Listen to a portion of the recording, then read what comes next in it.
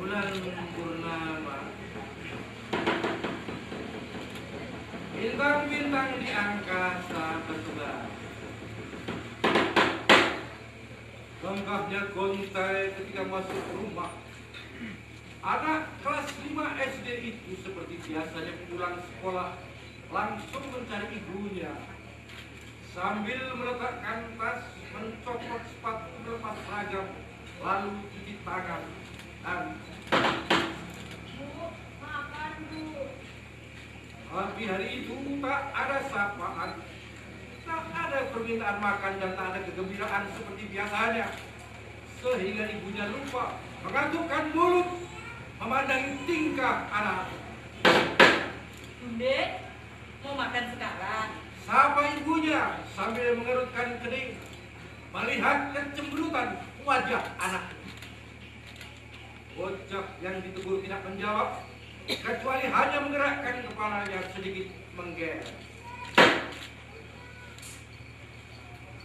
Kamu sakit, Nak? Kembali ibunya bertanya. Hari ini Gunde, memandang wajah ibunya dengan mata berkunang-kunang, tetapi belum ada kata meluncur dari mulutnya. Lubuk hatinya belum terbuka. Bunda, Bunda, apanya yang sakit, Nak? Bilang, Nak, nanti kita beli obat. Beli obat? Kalau Ibu beli obat, berarti malam nanti Ibu tidak bisa membeli beras. Dan kita tidak makan. Alik tanya.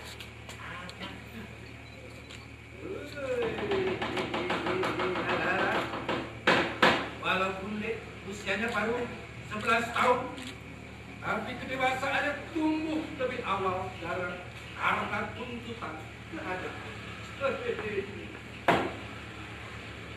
Jangan khawatir, Nak. Ibu bisa makan nasi sisa makan.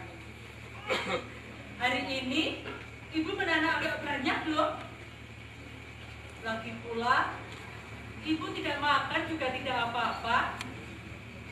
Cukup minum dan sepotong panganan. Asal penyakitmu sembuh. Penyakitku tak bisa sembuh dengan minum obat, Bu. Oh ya? Ada sesuatu yang mengganggu pikiranmu, Nak? Gundi hanya menggeleng, ia tidak ingin mengecewakan ibunya, membuat marah ibunya, atau membebani ibunya dengan persoalan pribadi yang kini dipikul dan disandangnya. Tapi justru karena anak itu tak angkat bicara, ibunya tampak lebih menderita daripada disodori persoalan yang paling rumit sekali. Anak manis, jangan memendam rasa seperti itu. Nanti kamu sakit loh. Ayo,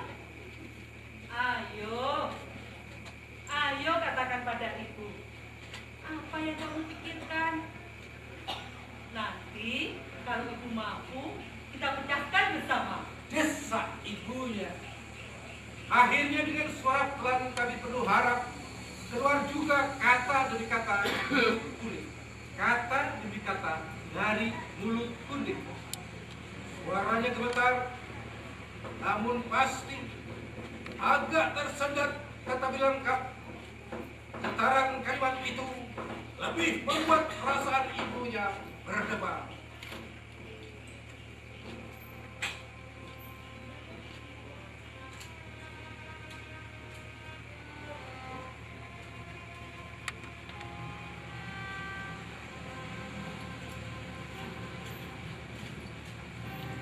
Kalau ayah ada, pasti ibu tidak perlu mencucikan pakaian tetangga agar mendapat uang untuk makan. Bunda, apa yang kamu bicarakan? Ayah, Bu, kata kawan-kawan tadi, ayah masih ada. Tapi ibu bilang, ayah meninggal ketika aku dalam kandungan. Mana yang benar, Bu? Pertanyaan itu terasa memojokkan, sehingga ada segelintir tergenggam sekam dalam tenggorokan perempuan setengah badan. Mau tidak mau siang itu harus tak ada kebohongan. Ibu Kunik berada dalam tepi jurang yang terjal. Di kanannya tanah landai berumput lebat, berhawa sejuk, menawarkan segala hal yang membahagiakan. Untuk melangkah ke lapangan indah itu, syaratnya hanya satu. Ibu Kunik harus berterus terang tentang suaminya yang selama ini menjadi rahasia pribadinya. Dalam keadaan menderita, tetapi tetap harus kerja keras untuk mendapat sesuap nasib, Ibu Kunik juga dihadapkan pada jurang-jurang di kirinya. Kalau dia berbohong, menceritakan keadaan suaminya dengan kisah yang membahagiakan anaknya, jurang itu siap menerima tubuhnya. Sebab iblis dan setan mulai melambai-lambaikan tangannya. Beberapa saat tak ada jawaban. Mata Ibu Kunik terbelalak, tetapi tanpa sinar pengharapan. Wajahnya muram, tetapi tak ada tangis mengiringi ibu dan anak. Ibu dan anak saling pandang jauh dari kata-kata. Hati mereka yang berkata-kata saling selidik, saling tanya, dan saling menjawab dengan penafsiran masing-masing. Bunda, mengapa kau tidak menanyakan hal yang lain saja? Misalnya, apa lauk kita hari ini? Atau apakah sudah ada beras untuk makan malam nanti? Atau apakah ibu punya uang untuk beli buku? Itu akan lebih senang menjawabnya, nak. Walau jawabannya tentu saja mengecewakanmu. Sebab ibu akan menjawab, hari ini belum ada uang. Karena untuk makan malam harus mencari dulu. Ibu harus menyetor cucian. Dan uang untuk beli buku, ibu harus menjual pakaian. Mengapa, nak? Bukan itu saja yang kau tanyakan. Saya sudah bisa menebak jawabnya. Ibu tentu tak punya uang untuk beli beras dan akan hutang ke warung sebelah kalau matahari tak mau mengeringkan cucian ibu. Begitu kan? Tapi aku butuh ayah, Bu. Aku butuh ayah.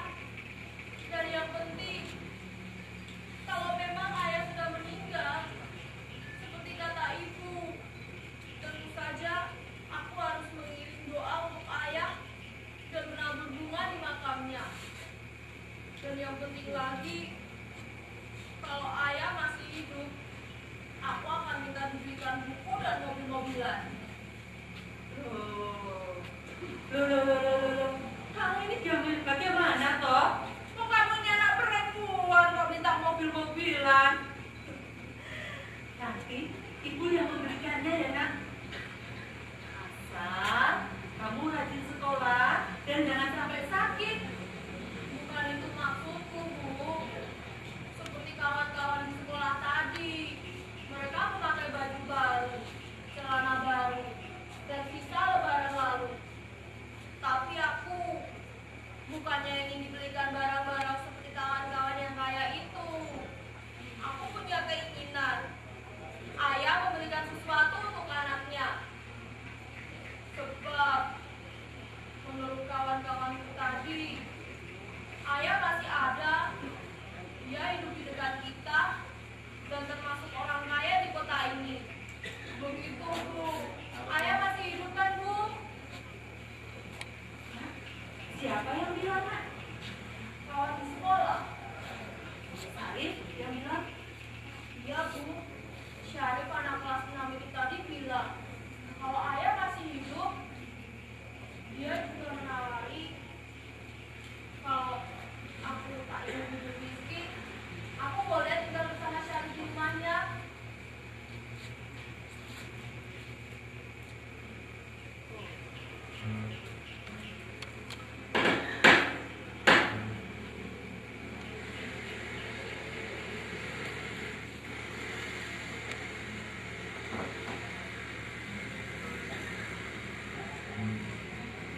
Ya Tuhan.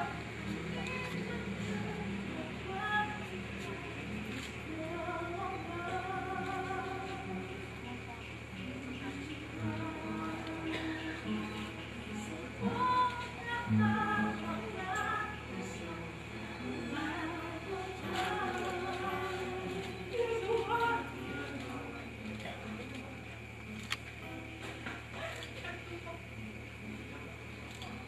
Apakah kedua anak itu akan kau pertemukan kembali?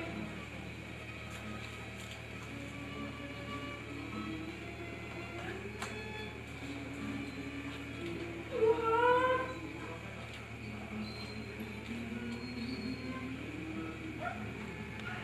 apakah kau tak menunjukkan keadilan-Mu?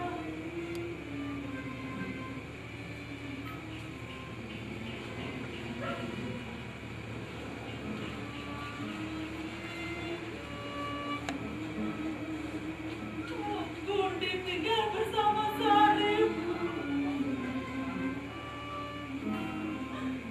Apa gunanya hidup ini?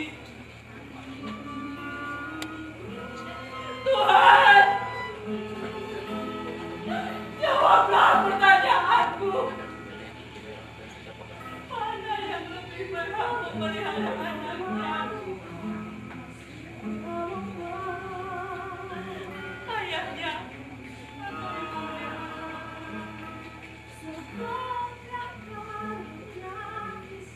Walau ayahnya kaya, tapi ia tidak bisa mendapatkan susu.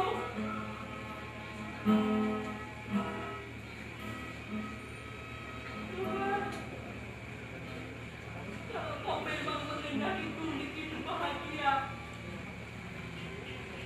aku rela melepaskannya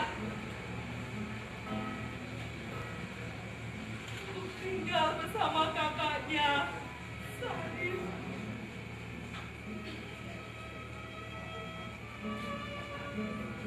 Bu, Bu, loh kok ibu malah menangis? Iya, Nak. Iya. Ibu menangis karena gembira, Nak. Kamu boleh tinggal bersama kawan itu. Asal kamu jangan nakal.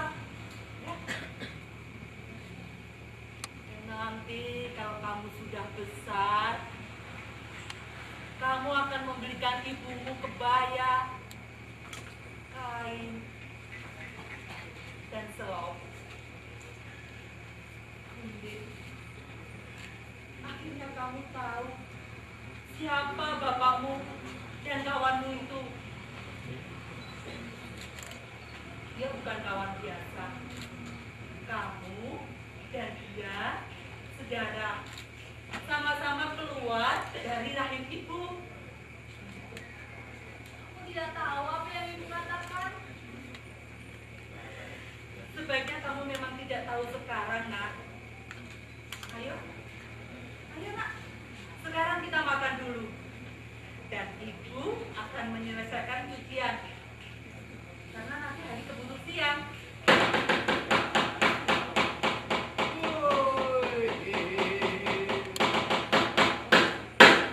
Judulnya Gundi, tulis oleh sahabat kita Ismi Sabati. Cerpen ini pernah dimuat di Minggu Pagi nomor 07 tahun 43, tanggal 21 sampai 27 Mei tahun 1989. Monggo Mas Fadil.